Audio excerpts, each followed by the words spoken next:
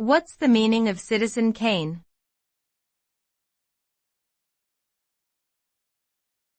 Citizen Kane.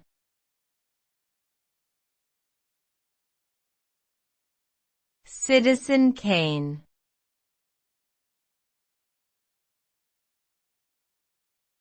Citizen Kane.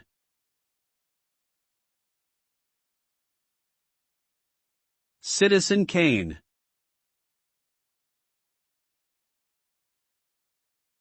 Citizen Kane is a 1941 American drama film directed, co-written, produced by and starring Orson Welles.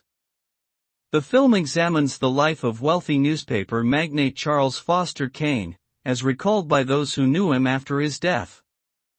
It explores themes of power, corruption, love, and the pursuit of happiness, ultimately culminating in the revelation that Rosebud, Kane's dying word, was the name of his childhood sled, representing his loss of innocence and failure to find true happiness.